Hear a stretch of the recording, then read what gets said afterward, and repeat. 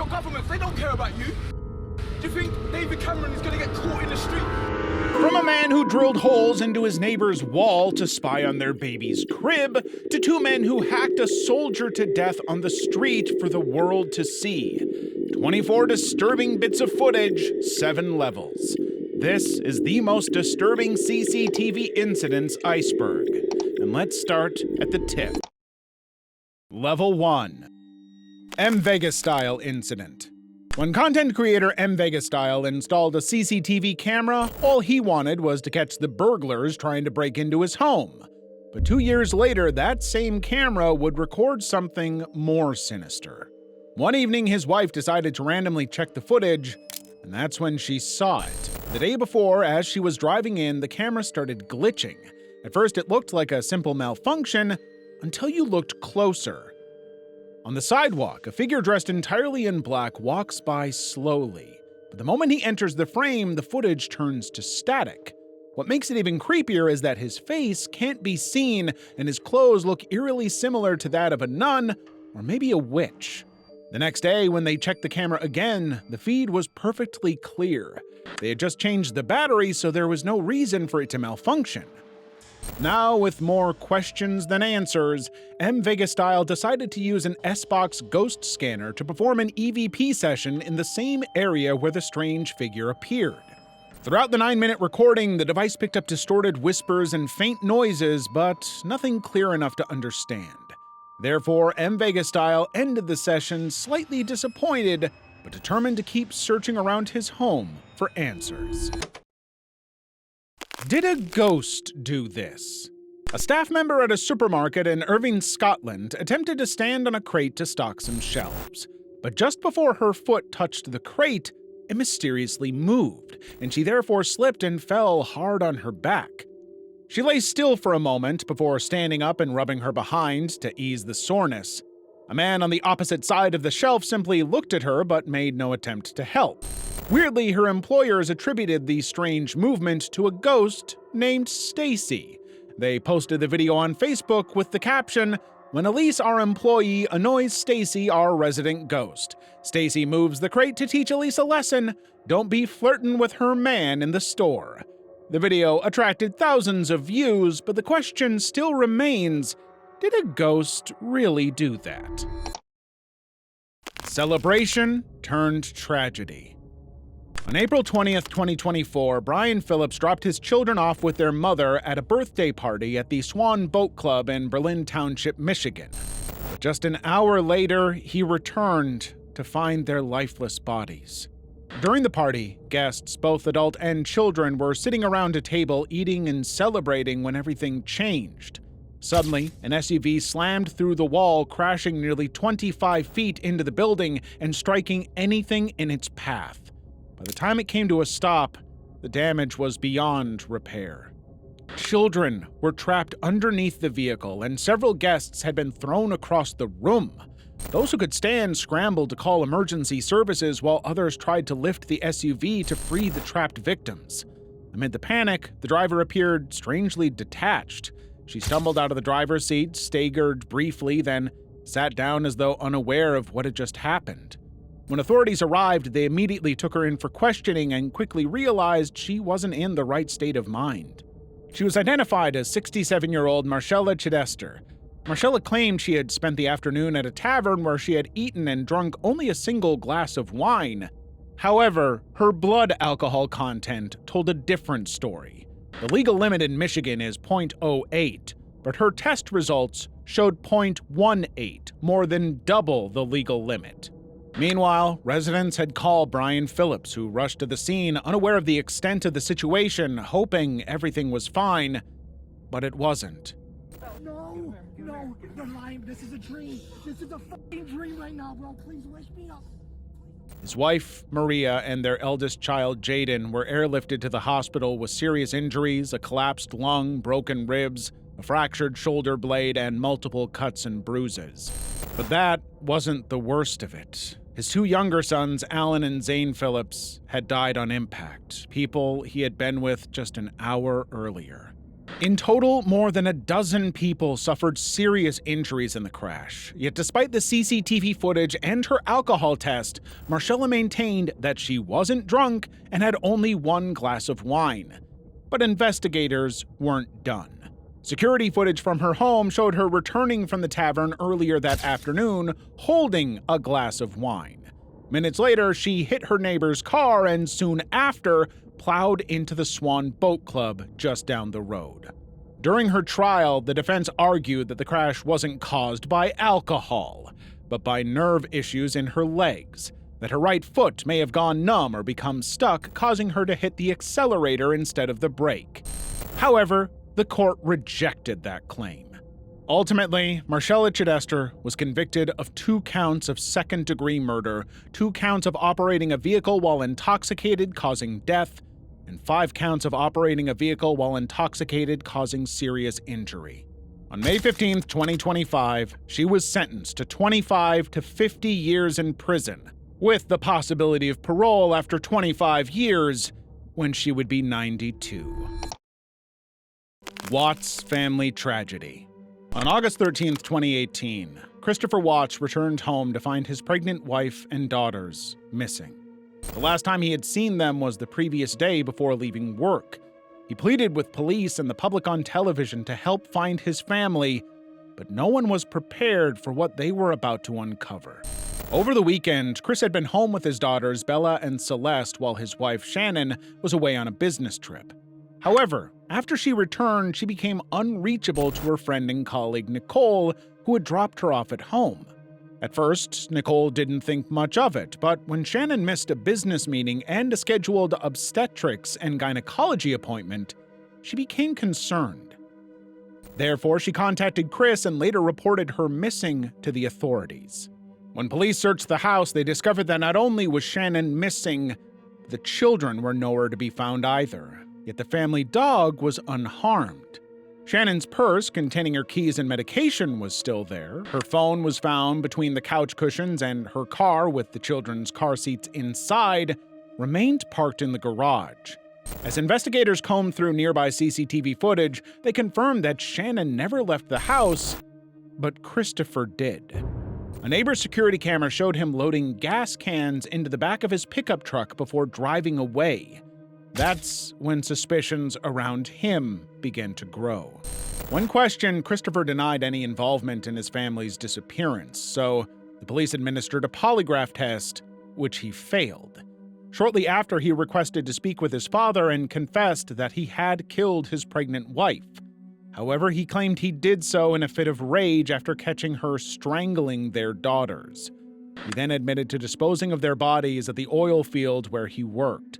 Still, that wasn't the full story. On August 16th, investigators arrived at the oil site and found the bodies of Bella and Celeste inside crude oil storage tanks, while Shannon was buried in a shallow grave nearby. Autopsy reports revealed that Shannon died by strangulation, while the girls died from suffocation. Months later, Christopher finally confessed the full truth.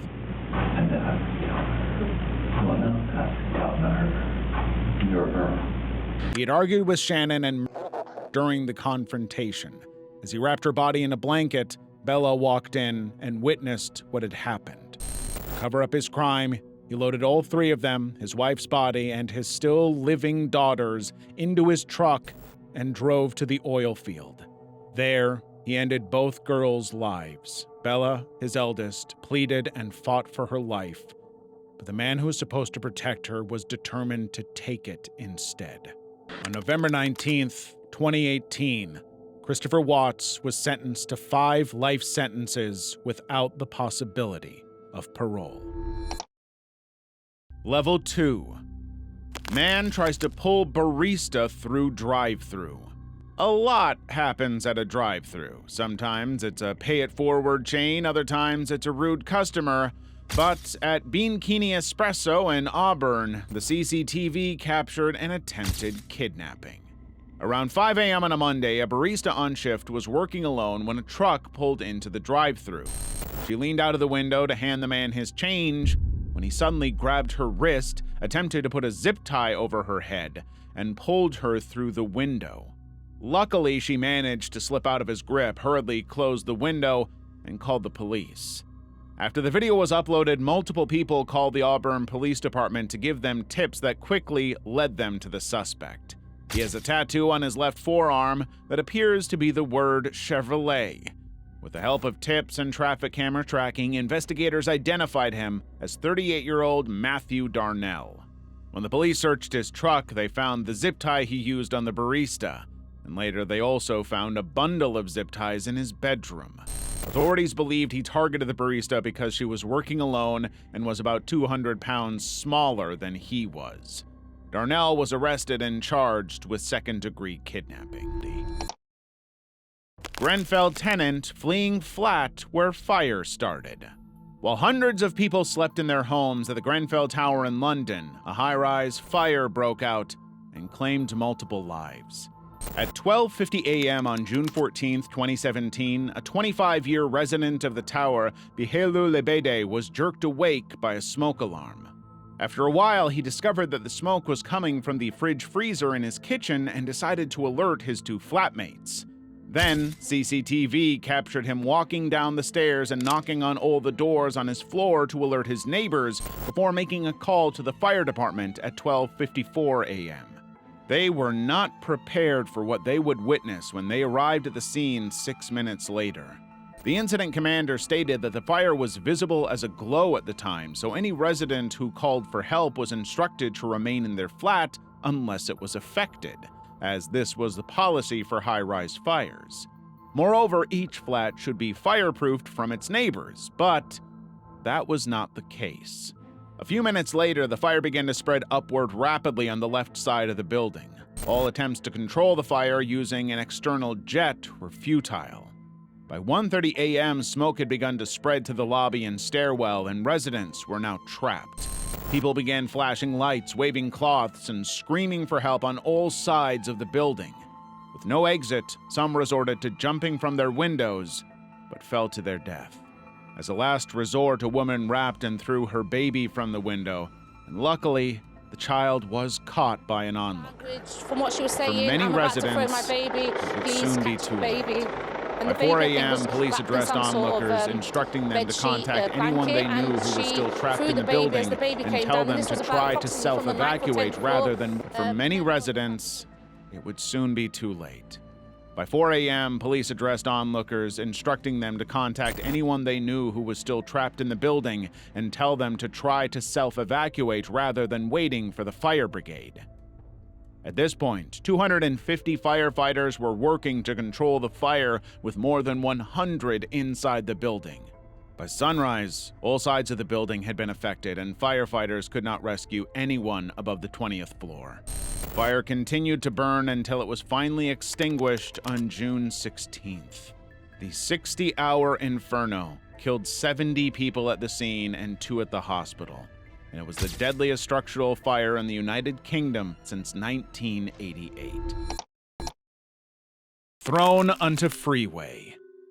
At around 5:30 a.m. on August 7, 2024, a woman waiting at the Allen Metro station in Pasadena was suddenly attacked. Out of nowhere, 33-year-old Juan Pablo Flores assaulted her, shoved her onto the train tracks, then dragged her across a concrete divider straight onto the 2010 freeway's carpool lane. Cars were speeding by just inches away from her, but Flores wasn't done. He kept kicking her back into traffic each time she tried to crawl to safety. Eventually, exhausted, he stopped. He gave the woman just enough time to scramble over the divider and out of the freeway, bloodied and broken. She suffered a fractured nose, deep cuts needing staples and stitches, and severe trauma to her face and head that may leave permanent disfigurement. Flores was arrested shortly after and charged with 1 count of attempted killing and 1 count of mayhem. Man holding knife caught on TV. Corey Solis was at home in LaPorte with her husband when a notification from her doorbell camera popped up, and what she saw next was terrifying. At first, it looked like an ordinary man walking up to her doorstep, but the moment he noticed the camera, he turned to leave, almost reluctantly. And that's when Corey realized he was holding a knife. Startled, she sent the footage to her husband, who quickly stepped outside to see if the man was still lurking nearby. Luckily, he was gone. Still, Corey couldn't shake the fear that he might find someone else without a camera and hurt them. When she called the police, their response was unsettling in its own way. They told her incidents like this happen more often than people think, and most of the time they're harmless. But since the man hadn't technically committed a crime, there was nothing the police could do, and to this day, he remains unidentified. Liverpool parade incident moments before collision. Liverpool last won the Premier League in 2020 after a 30-year drought. But because of the COVID-19 pandemic, fans couldn't celebrate the way they wanted to. So when the club lifted the trophy again in May 2025, the city erupted in joy. Around 1 million people lined the 10-mile parade route to watch the team ride through an open-top bus holding the Premier League trophy aloft. But the celebration soon turned into a disaster. As the bus made its way through, a gray Ford Galaxy people carrier followed an ambulance into the crowd. The street had been closed, but the roadblock was temporarily removed so paramedics could attend to a suspected heart attack victim. Instead of carefully weaving through, the Ford suddenly accelerated and plowed into the packed street. The impact was devastating. Some fans were sent flying, others were dragged beneath the vehicle as it moved before finally coming to a stop. In shock and fury, people rushed to the car, pounding on the windows in an attempt to reach the driver. Police intervened quickly, pulling the man out before the crowd could get to him.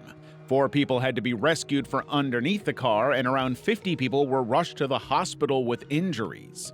The driver was identified as a 53-year-old white British man from the Liverpool area. He was arrested on suspicion of dangerous driving and driving while under the influence. Hey Abyssal fans, before we descend any further into this iceberg, if you're craving more chilling content, check out our other video where we explore some of the most disturbing crimes ever committed by streamers. For now, let's move on to the next video. Level 3. Sarm Heslop's Final Movements. In March 2021, CCTV captured 41-year-old Sarm Heslop and her boyfriend, 49-year-old Ryan Bain, walking down a wooden dock before boarding a dinghy that would take them to his luxury yacht. Hours later, Sarm was gone without a trace. Sarm, a former flight attendant from Southampton, UK, had left home to sail across the Atlantic with friends on a small boat. 7 months into the trip, she met Ryan Bain, a chapter captain and owner of Siren Song, a luxury catamaran. 3 months into their relationship, she began working on his yacht as a chef. The night she disappeared marked the end of her very first charter. Ryan claims he woke at 2 a.m. when the anchor alarm went off, only to discover Sarm missing.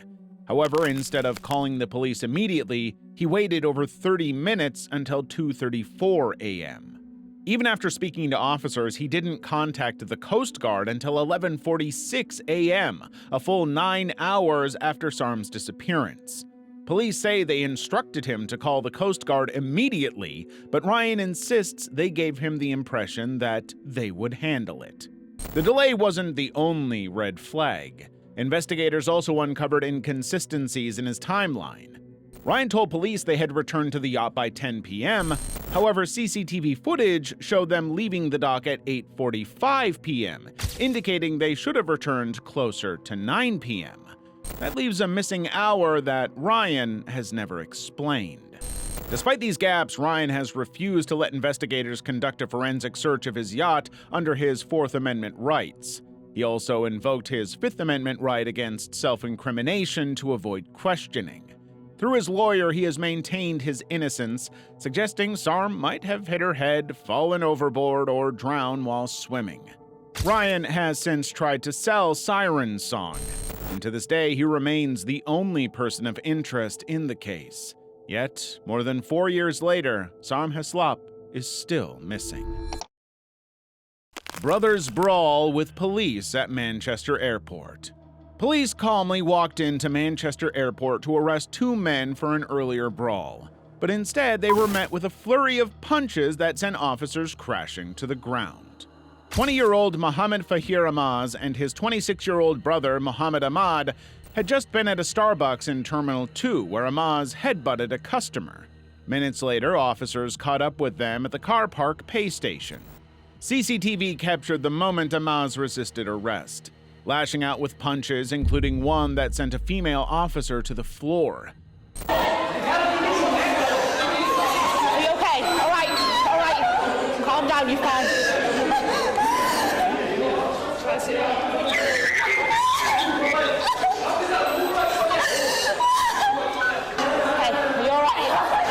Brother quickly intervened, landing 6 blows on a firearms officer before he was overpowered.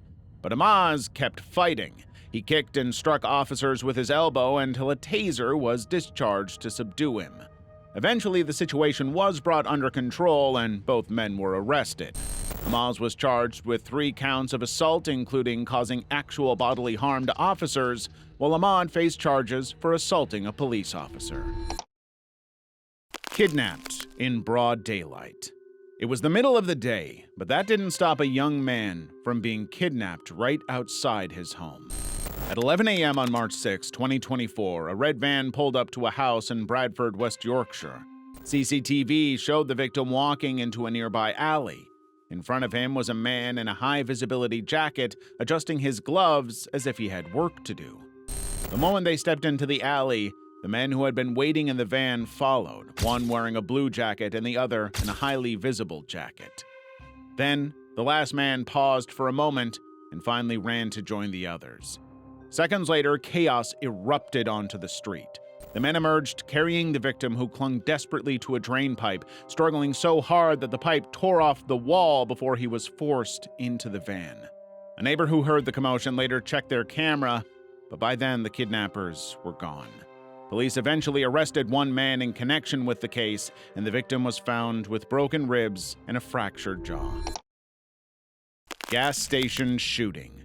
In February 2021, a shooting occurred at a gas station in Hamilton. However, instead of hurrying off, the shooter treated it like a routine.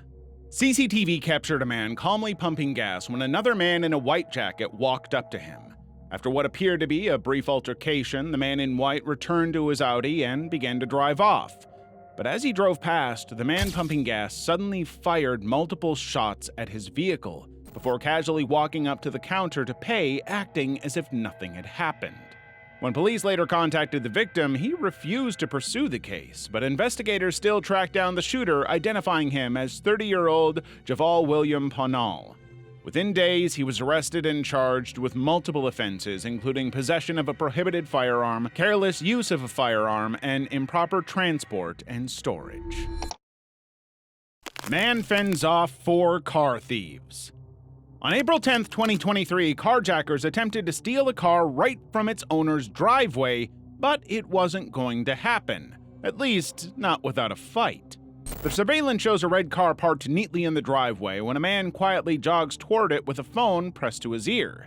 He opens the driver's door, sits down, and is seconds away from taking off when the homeowner rushes in. The owner yanks him out of the seat, grabbing onto his hoodie, and the two begin to fight. But seconds later, 2 more men come running toward the fight. The second carjacker takes off his shoe and starts beating him, while the third just stands by watching. Moments later, a 4th joins in, throwing punches as the struggle intensifies. They were still going at it when a woman screamed that she was calling the police. Within seconds, all 4 men fled from the scene, got into a blue sedan, and sped away. The homeowner sustained only minor injuries, but because all 4 suspects wore masks, none of them has ever been identified. Level 4. Big Brother star fights and sets man on fire. Reality TV stars are often no strangers to controversy, and Simone Reid, who starred in Big Brother UK's 18th season, was no exception. In 2024, after a friend dared her, she stripped at a job center, an act that was posted online and went viral. But her next controversy wouldn't be harmless. After an argument at a pub where she reportedly threatened to set it on fire, 36-year-old Simone Reid and her friend Carl Wilde drove off to a nearby garage. But they weren't there for their car. At the garage, Reed stood and watched as Carl threw a Molotov cocktail at a man named David Broughton, who was standing just a few feet away. The bottle struck David in the head and immediately burst into flames. As he fell to the ground, he screamed and rolled in a desperate attempt to extinguish the fire. Eventually, an onlooker rushed forward, helped tear off his burning shirt, and managed to put out the flames. Meanwhile, Carl Wilde barged into a nearby bar, attacking people and smashing furniture. As terrified patrons ran for safety, he stole from the cash register. 3 people were injured and taken to the hospital. Simone Reed was later arrested and charged in court. She broke down in tears and admitted to encouraging arson. The court granted her bail with a home curfew between 7 p.m. and 5 a.m. But in true Simone Reed fashion, just weeks later, she posted a bikini photo online, proudly showing off the electronic tag used to monitor her movements. Man kills father of a teen with a machete. Like any other father, Kevin Ward would do anything to protect his son, even if it meant losing his life. 19-year-old Dylan Ward was part of a gang in their hometown of Castle Bromwich in the UK, but alliances quickly turned into rivalries. Dylan soon fell out with 4 members of his group: Leighton Williams, Tyrone Hollywood, Aaron Coates, and Rasharm Williams-Reed. Instead of letting him walk away, they became determined to kill him.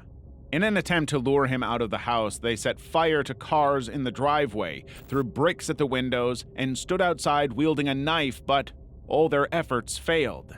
Kevin and his wife Tammy realized the feud was far more serious than they thought and began making plans to move out of their house until things settled. However, on April 18, 2023, everything took a dark turn. CCTV footage captured Kevin leaving a KFC with food in hand, walking toward a Vauxhall Corsa driven by his son. Moments after he got into the car, a Ford Kuga driven by Tyrone suddenly rammed into them from the side. Realizing they had been cornered, Dylan sped off, triggering a mile-long chase through the streets. The constant ramming soon caused the Corsa's airbags to deploy, forcing Dylan to stop abruptly. Panicking, Dylan jumped out and ran for his life as the 4 men chased after him, machetes in hand, and shouting commands like "kill him" and "don't let him go." By sheer luck, Dylan came across a stranger who let him borrow his electric bike, allowing him to escape. Meanwhile, Kevin, desperate to protect his son, got into the gang's stolen car and tried to hit Tyrone, but missed. When the gang realized Dylan had escaped, they turned their anger toward Kevin. They chased him down the street, still screaming instructions to finish him off. At one point, Kevin tried to get into a passing blue car for safety, but the driver sped away in panic. Tyrone continued the pursuit, swinging his machete and waiting for the chance to strike. Soon the others caught up and surrounded Kevin, shouting, "Everyone kill him," as they raised their machetes. After they cornered him, Leighton stabbed Kevin in the chest and he started bleeding severely. But they weren't done. As Kevin lay helpless on the ground, Tyrone waved his machete in his face before stabbing him a second time. After the brutal attack, the group fled the scene, jumping into a getaway car parked several streets away. Kevin's injuries were too severe. He was pronounced dead at the hospital that same day. The West Midlands police launched an extensive investigation, and they discovered that the Ford Kuga had been stolen and fitted with fake license plates, but that wasn't enough to hide them. Through CCTV footage, witness statements, and ANPR tracking, investigators identified all 4 men involved. In 2024, Leighton Williams and Tyrone Hollywood were found guilty and sentenced to life in prison, with minimum terms of 29 and 19 years, respectively. Aaron Coates was convicted of manslaughter and sentenced to 21 years, while Rasharm Williams-Reed was found guilty of conspiracy to end Dylan's life and jailed for 13.5 years. Woman fatally shot on street in Mexico. In the Balcones de Oblatos neighborhood, a confrontation between a man and his 28-year-old ex-wife ended in tragedy. In July 2025, the man arrived in a white car and parked in front of his ex-wife Carla's home. He paced around for a few seconds, making a call before Carla noticed him. Enraged, she stormed outside with a broom and began striking his car, hitting the windshield and pounding the body of the vehicle. Suddenly, the man reached into his car and pulled out an assault rifle, likely hoping to scare her off. But Carla refused to back down. As she continued to confront him, he fired warning shots into the air. And when that didn't stop her, he aimed directly at her and pulled the trigger. The bullet hit her in the head. She collapsed instantly as he rushed back into his car and sped away. Carla's relatives, who were inside the same house, heard the gunfire and ran outside. Chaos erupted as neighborhoods gathered to help, but it was too late. Carla died on the spot. The case is being investigated as femicide, and the suspect remains at large. Man kills victim with a single punch. 40-year-old Andrew Young was walking along a street in Bournemouth, UK, when he noticed a cyclist riding on the pavement.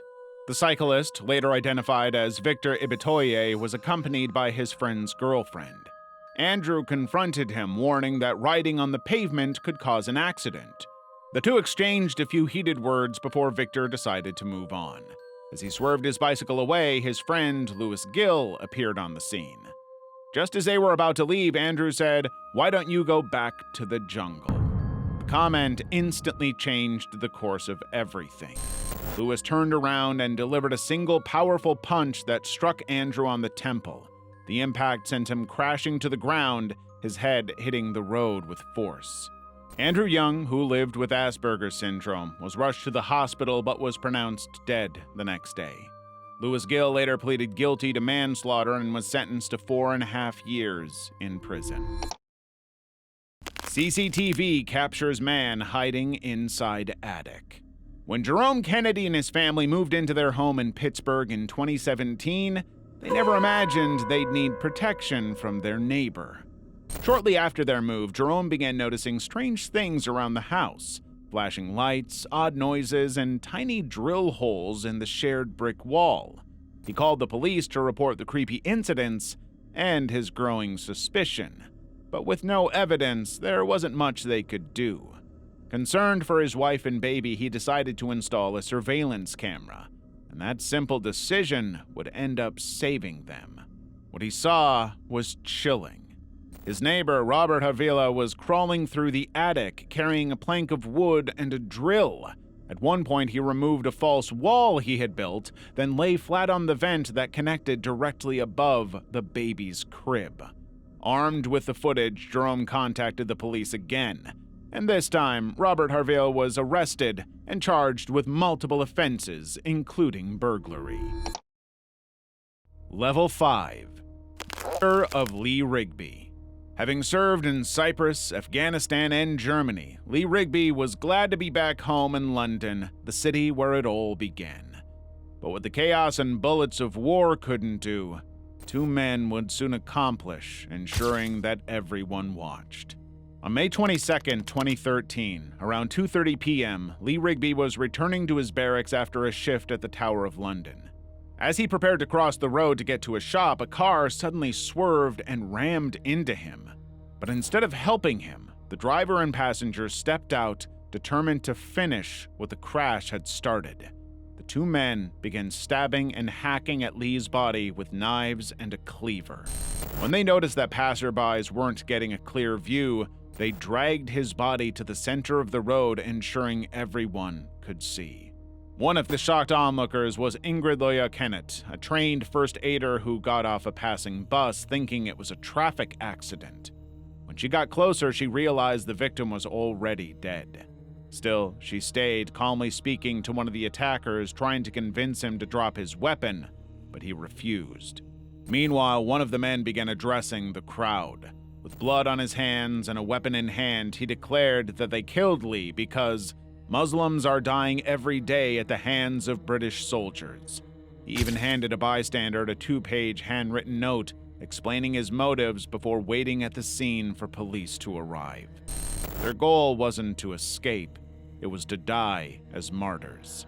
When armed police arrived, the men, one carrying a revolver, the other a cleaver, charged at them. The officers fired 8 shots, hitting them both, but neither died. They were arrested and taken to separate hospitals for treatment. The attackers were identified as Michael Olamide Adebolajo and Michael Olewatobi Adebowale, both raised as Christians before later converting to Islam. During the trial, Adebolajo admitted to ending Lee Rigby's life but claimed it wasn't, calling himself a soldier of Allah. On February 22, 2014, both men were sentenced to life in prison. Adebolajo received a whole life order, meaning he will never be released, while Adebowale was given a minimum term of 45 years. In the same month, the first permanent memorial to Lee Rigby was installed at a football stadium just 2 kilometers from where he was killed. Cobblebank machete attack. 2 friends, Do Akwang and To Atjek, were walking home from a basketball game with friends in Cobblebank, Melbourne, when they were both ambushed just 200 meters away from each other. CCTV footage shows Cole suddenly surrounded by 3 men wielding machetes and long-edged weapons. Realizing the danger, Cole ran as fast as he could. During the chase, one of the attackers lunged forward and struck him with a machete, causing him to scream in pain. He fell to the ground and the men continued attacking him before fleeing the scene. A nearby resident, alarmed by the screams, rushed out and discovered Cole critically injured on the side of Marble Drive. Meanwhile, just 200 meters away, his friend Do Akwang had also been ambushed and killed. By the time police arrived, both victims had succumbed to their injuries. On September 19, 2025, police charged 7 people in connection with the deaths of Do Akwang and Chol Achek. And 4 days later, on September 23rd, an 8th person was also charged. Level 6. Treadmill abuse. CCTV footage captured the moment a father ran into a hospital, his son slumped over his shoulders, head thrown backwards. Moments later, the boy was pronounced dead, but the cause of death would shock the world.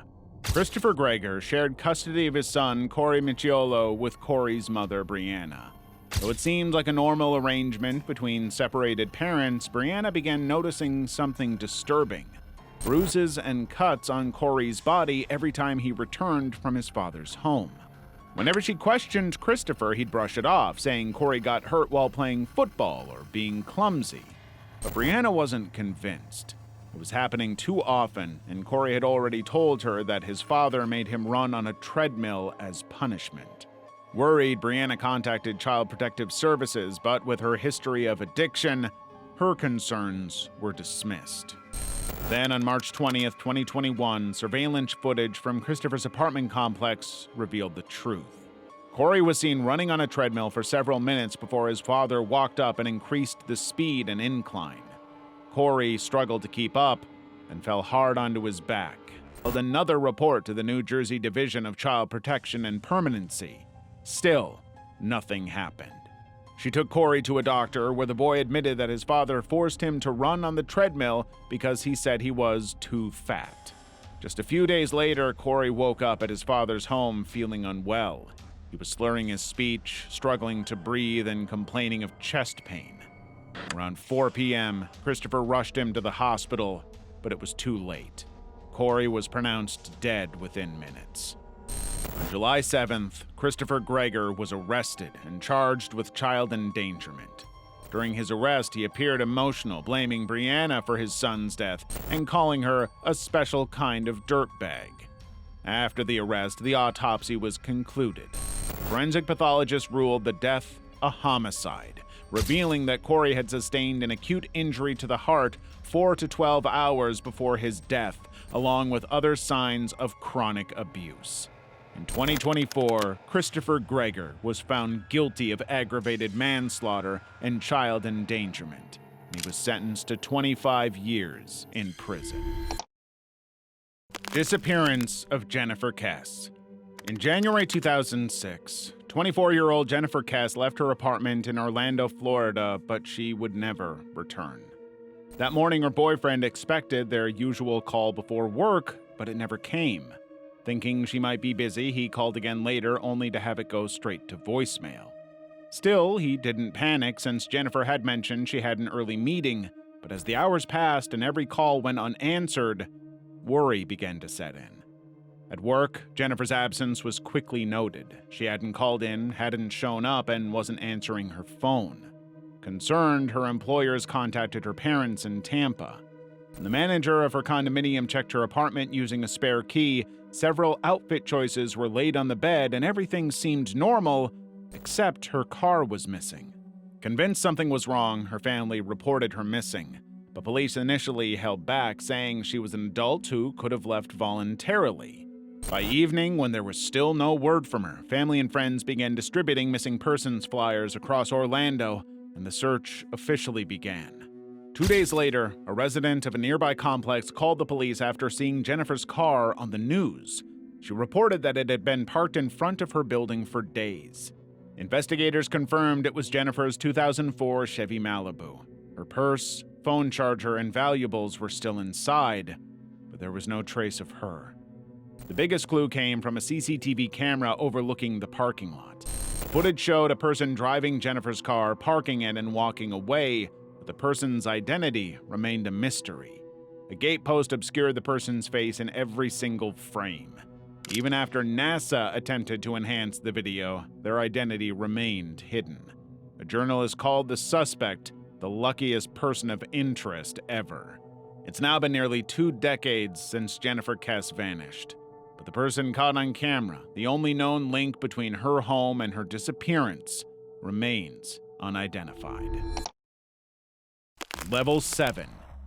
CCTV shows Houston killer chased Indian man through Dallas motel before brutal beheading. It started with a simple instruction. Minutes later, the parking lot had turned into a crime scene. On September 10, 2025, 50-year-old motel manager Chandra Nagamali instructed 37-year-old Jordanis Cobos Martinez and another employee not to use a broken washing machine. Because of a language barrier, Chandra had to pass the message through a female coworker who spoke Cobos Martinez's language. This annoyed Cobos Martinez, but instead of just lashing out in anger, he did something unthinkable. With a machete in hand, Cobos Martinez began chasing his boss from room 108 down to the motel office. Chandra ran for his life, screaming for help. In the parking lot, his wife and son tried to intervene, but nothing could stop the attack. While Chandra's family watched in horror, Cobos Martinez slashed and hacked at Chandra repeatedly with the machete, then beheaded him. Then picked it up and casually threw it into a dumpster. Witnesses immediately called 911. Police arrested Cobos Martinez just a few blocks away from the motel, still soaked in blood and holding the machete.